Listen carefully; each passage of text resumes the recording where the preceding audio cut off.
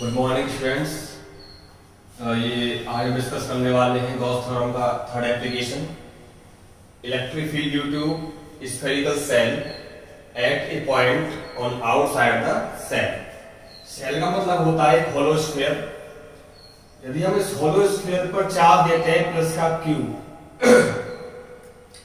तो हमें इस सेल के बाहर कोई पॉइंट पी लिया है जो कि सेल के सेंटर से r डिस्टेंस की दूरी पर है। यहां पर कितना होगा इलेक्ट्रिक फील्ड वहां पता हमको करना है।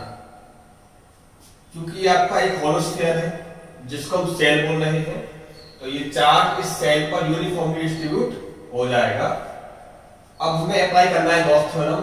तो गॉस थ्योरम अप्लाई करने के लिए हमें इस सेल को एनक्लोज करना पड़ेगा, जिसके लिए हमने एक स्फेरिकल गॉसियन सरफेस की हेल्प ली है। स्फेरिकल गॉसियन सरफेस, क्योंकि गॉसियन सरफेस की शेप साइज इजीली हम देख सकते हैं अपने आप, कोई ज्यादा इशू नहीं है कि शेप कैसा होगा इसका। इसका शेप ऐसा हो जिसका आप इंटीग्रेशन इजीली कर पाए। तो हमने अब जो सरफेस आपका है इस पर कोई एलिमेंट्री पार्ट जिसका एरिया डीए है एज्यूम कर लिया है, और इसकी वजह से इलेक्ट्रिक फील्ड इस पॉइंट पर आउटसाइड होगा। आगे इसका एरिया वेक्टर आपका डीए ऐसे होगा। Angle between DA and E is 0 degree. तो ये हमको लिख दिया है सारा। अप्लाई कर देते हैं Gauss theorem at point P पर। गॉस थ्योरम का स्टेटमेंट पता होगा आपको, surface integral of electric field always equal to 1 upon epsilon times of charge enclosed by the Gaussian surface. तो E डॉट dA यही क्या होता है आपका, या इसको फाई भी बोल सकते हैं। तो E dot dA dot product है, इसका मतलब हो जाएगा आपका E dA cos थीटा। तो E dA cos theta, theta कितना है 0 डिग्री पुट कर दिया।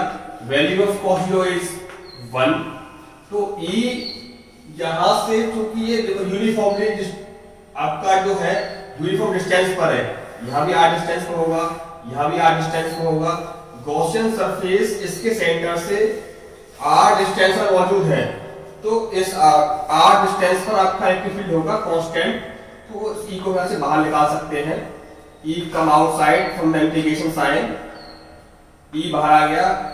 Surface integral dA equal to q upon epsilon naught. क्यों आ गया, क्योंकि इसका मतलब है charge enclosed within the Gaussian surface, and Gaussian surface के अंदर का जो कुल चार्ज है वो कितना है Q।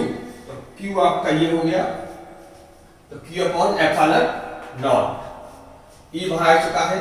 Surface integral of this Gaussian surface, क्योंकि आपका ये स्फीयर है,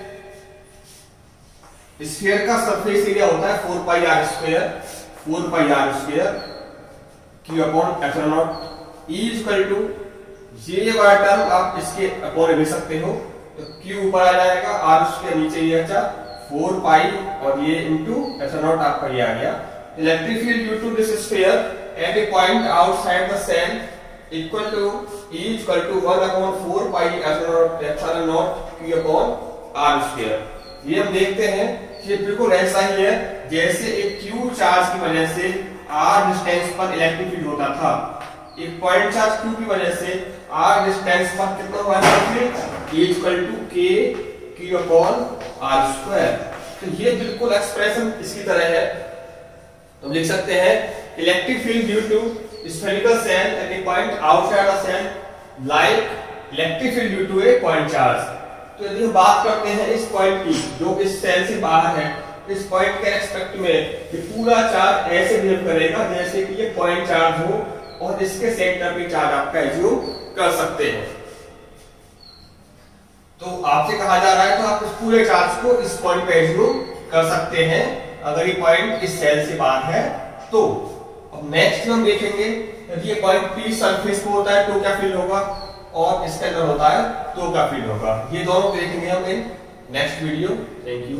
application, next application of Gauss theorem. इससे पहले हमने देखा था electric field due to a spherical shell at a point outside from the shell. Now we are discuss electric field due to a shell if the point lie on the surface of the shell. Shell जानते हैं एक होलो sphere होता है, एक capital R radius का एक मेरे पास होलो sphere है जिसको मैं सेल बोल रहा हूं। इसको मैंने चार्ज प्लस का क्यू दिया है, ये चार्ज इस सरफेस पर यूनिफॉर्म डिस्ट्रीब्यूटेड हो जाएगा। अब इसको मुझे करना है इनक्लोज्ड, क्योंकि मुझे सरफेस पर ही पता करना है इलेक्ट्रिक फील्ड, तो मैं गॉसियन सरफेस इस सरफेस पर ही ड्रॉ करूंगा। ये आपका सरफेस भी यही होगा और गॉसियन सरफेस भी आपका यही होगा। तो पॉइंट P की बात करें, it is elementary areal part of the shell, और वी कैन से स्फेरिकल जो सरफेस लिया है उसका भी पार्ट हो सकता है। इसका एरिया है dA। यहाँ पॉइंट P पर इलेक्ट्रिक फील्ड भी इसकी वजह से आउटसाइड होगा और इसका एरिया वेक्टर भी आपका ये होगा। It is area vector dA, it is field vector E, angle between area vector and field E is 0। Apply Gauss theorem at point P, surface integral of electric field always equal to charge enclosed inside surface Gaussian surface upon epsilon naught। तो यहां से देखिए dot vector है, dot product आपका ये है, तो E dA cos theta, theta क्या है 0, E surface integral dA equal to Q upon epsilon naught। Q कैसे आ गया, गॉसियन सरफेस के अंदर का चार्ज कितना है Q चार्ज आपने इसको प्रोवाइड किया है। फिर वही वाली बात है, यहां से गॉसियन सरफेस आपका फिक्स्ड डिस्टेंस कैपिटल R पर मौजूद है, तो ये यूनिफॉर्म होगा इस पूरे सरफेस पर। It will come outside from the surface integral E equal to surface integral of dA equal to Q upon epsilon naught। तो it is the whole area of Gaussian surface, it is A। Gaussian surface आपका spherical है तो इसका area कितना हो जाएगा 4 pi r square, E equal to 4 pi r square equal to Q upon epsilon naught। अब इस E बराबर इसको आप इधर भेज दीजिए, तो E equal to 1 upon 4 pi epsilon naught into Q upon r square. इससे पहले वाले केस में आपका स्मॉल r था, इस केस में आपका कैपिटल R है। मतलब ये हुआ कि यदि आपका ये पॉइंट बाहर है तो E equal to K Q upon r square. यदि ये पॉइंट सरफेस पर है, रेडियस आपकी r है, तो K Q upon r square हो जाएगा। और इसी में आप पुट कर सकते हो r बराबर r। अगर पॉइंट बाहर है तो स्मॉल r, सरफेस पर है तो आपका ये r वैल्यू ये हो जाएगी। अब हम बात करते हैं कि electric field due to cell